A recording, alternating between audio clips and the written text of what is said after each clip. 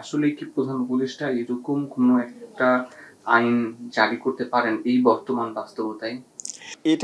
এটা প্রথমত আপনাকে বুঝতে হবে যে এটা যদি এমনকি রাষ্ট্রপতিও করেন, এটা কিন্তু আমাদের বর্তমান বিদ্যমান সাংবিধানিক কাঠামোর মধ্যে হচ্ছে না। বিদ্যমান সাংবিধানিক কাঠামোর মধ্যে রাষ্ট্রপতি শুধুমাত্র অধ্যাদেশ জারি করতে পারেন 93 অনুচ্ছেদের অধীনে, এবং অধ্যাদেশ জারি করে সংবিধানের কোনো কিছু পরিবর্তন করা যায় না। কাজে রাষ্ট্রপতি 93 অনুচ্ছেদের অধীনে কোনো অধ্যাদেশ দিয়ে সংবিধানের পরিবর্তন করতে পারবেন না, এবং সংবিধানে রাষ্ট্রপতিকে কোনো আদেশ জারি করার কোনো ক্ষমতা দেয়া হয়নি। কাজেই রাষ্ট্রপতিও যদি এটা করেন, এটা কিন্তু বিদ্যমান লিখিত সংবিধানের বাইরে যেয়ে করতে হবে।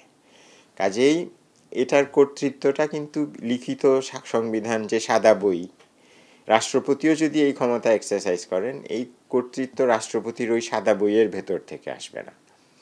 এটা আসবে ভিন্ন ভিন্ন পরিপ্রেক্ষিতে। এটা বৃহত্তর সাংবিধানিকতার ধারণা, প্রয়োজনীয়তার নীতি, বিপ্লবোত্তর সাংবিধানিকতা, এই সমস্ত বিষয়ের ভিত্তিতে এই কর্তৃত্বটা সৃষ্টি হয়েছে এবং তৈরি হবে, সৃষ্টি হয়েছে, এবং এই কর্তৃত্বটা হয়তো প্রয়োগ করা যেতে পারে। তো এই কর্তৃত্বটা আসে এইভাবে যে, ধরুন একটা দেশে যখন একটা বিপ্লব বা অভ্যুত্থান হয়, তখন মানুষ যে স্যাক্রিফাইস করে জীবন দিয়ে, তাদের আরও অনেক নানাভাবে পঙ্গুত্ব বরণ করে, সেই কর্তৃত্বটা, সেই ত্যাগের ভিত্তিতে এক ধরনের কর্তৃত্ব তৈরি হয় অভ্যুত্থান পরবর্তী সময়ে। কাজেই এটার বৈধতা আসবে ওই বৃহত্তর সাংবিধানিকতার ধারণার ভিত্তিতে। কারণ সাংবিধানিকতা বা কিন্তু শুধুমাত্র সাদা বইটা না, এটা বৃহত্তর অর্থে এটা বোঝায় যে একটা সরকারের অ্যাকাউন্টেবিলিটির বিষয়, একটা সরকারের রাজনৈতিকভাবে সে জনগণের কাছে কিভাবে দায়বদ্ধ হবে, সেই বিষয় বৃহত্তর সাংবিধানিকতা সেই ধারণাগুলো নিয়ে কাজ করে। কাজেই এখন ধরুন এই সরকার যে আমাদের আছে, এটা কিন্তু আমাদের লিখিত সংবিধানে এই সরকার কিভাবে পরিচালিত হবে, কিভাবে শপথ নিবে, তার মেয়াদ কতদিন হবে, সে কি কাজ করতে পারবে, সে ট্যাক্স আদায় করতে পারবে কিনা, বাজেট প্রণয়ন করতে পারবে কিনা, কিছুই নেই। কিন্তু যেহেতু একটা বিপ্লব পরবর্তী সময়ে সে দায়িত্ব নিয়েছে, সেইখান থেকে তার এই সমস্ত কর্তৃত্বগুলো উদ্ভূত হয়েছে, এবং এই কর্তৃত্বেরই প্রয়োগ হবে যখন একটা আদেশ হবে।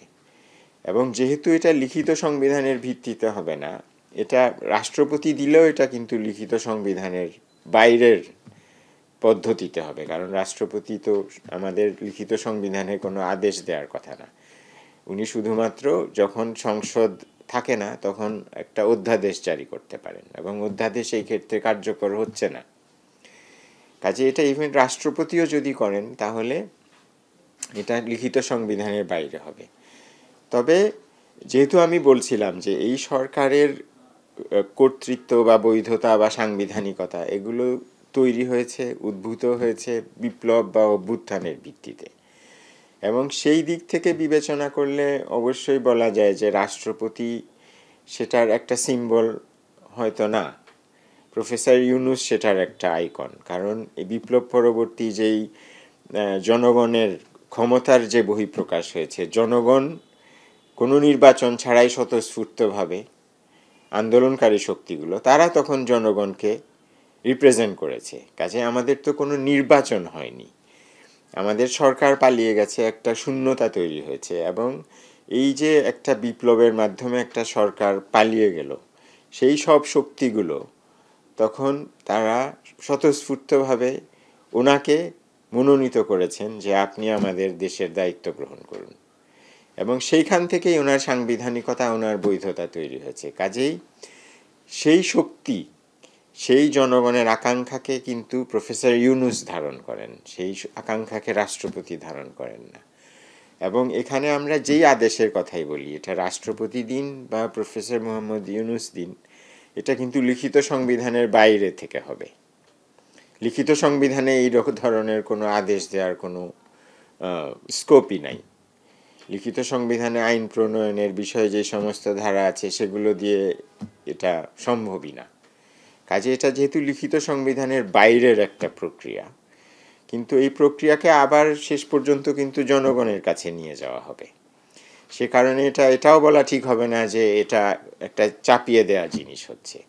কিন্তু এই যে প্রক্রিয়াটা, এটা শুরু করে এটাকে একটা কার্যকর পর্যায় পর্যন্ত নিয়ে যাওয়া, সেটার কর্তৃত্ব এই সরকারের আছে। এবং সেই কর্তৃত্ব প্রয়োগ করে ওনারা, আমি যেটা বলছি, যে আদেশ দিতে পারেন, গণভোটের আয়োজন করতে পারেন। এবং এই আদেশ দেওয়ার ক্ষেত্রে আমি তো মনে করি প্রধান উপদেষ্টা একজন যোগ্য ব্যক্তি, যেহেতু উনি এই যে আকাঙ্ক্ষা এবং বিপ্লব পরবর্তী সাংবিধানিকতা যেটা আমি বলছি সেটার উনি ধারণ করেন। এটা যেহেতু গণভোটের মাধ্যমেই পাশ হবে, সুতরাং জনগণের সরাসরি সম্পৃক্ত, তাহলে জনগণই তো এখানে সংবিধান সংস্কার করছেন। তো সেই ক্ষেত্রে আদেশ যেটাই হোক না কেন, সেটার কি আসলে গুরুত্ব আছে কিনা? যদি এটা গণভোট হয় এবং সংবিধান সংস্কার পরিষদের কাছে যায়, তাহলে আদেশটা গৌণ হয়ে যায়। কিন্তু আবার ওই পরিপ্রেক্ষিতে যে গণভোটটাকে কিভাবে স্ট্রাকচার করা হবে, সেই পরিপ্রেক্ষিতে কিন্তু আদেশটা গুরুত্বপূর্ণ হয়ে ওঠে। কারণ আপনি এখানে জানেন যে 84টা সংস্কারের বিষয় আছে, এর মধ্যে প্রায় 50-এর মতন সংবিধান বিষয়ক। সব কিছুর বিষয়ে অবশ্য আমাদের এই গণভোট বা সংবিধান সংস্কার সভার প্রয়োজন হচ্ছে না, যেগুলো সংবিধান বিষয়ক। তো আপনি যথার্থ বলেছেন যে এই গণভোটের প্রশ্ন কি হবে, ধরন কি হবে, এগুলো নিয়ে একটা প্রশ্ন আছে।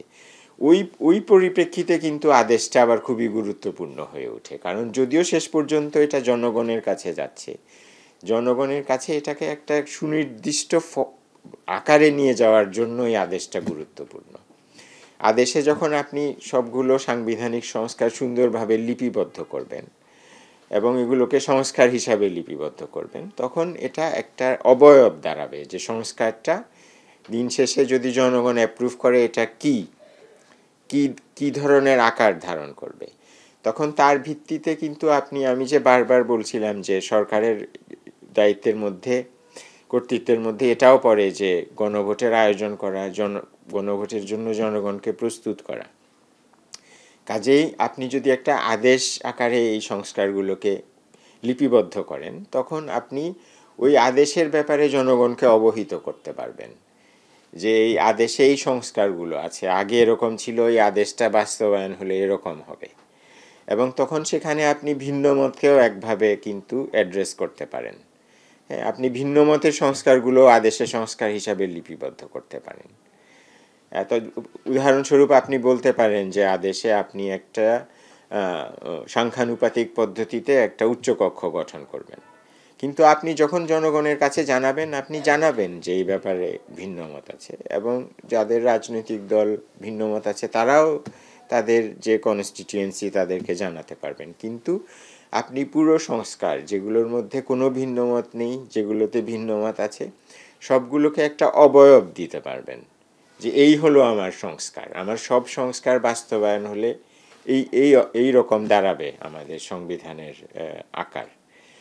এবং এই যে একটা অবয়ব দিতে পারলেন, এতে করে জনগণকে গণভোটের জন্য প্রস্তুত করা আপনার সহজ হবে, এবং জনগণের কাছে আপনি তখন প্রশ্নটাও খুব সহজভাবে উপস্থাপন করতে পারবেন। ধরুন আপনি প্রশ্ন করতে পারবেন যে এই আদেশের ব্যাপারে এবং আদেশে যে সমস্ত সংস্কারের কথা বলা হয়েছে সেসবের ব্যাপারে আপনি একমত কিনা।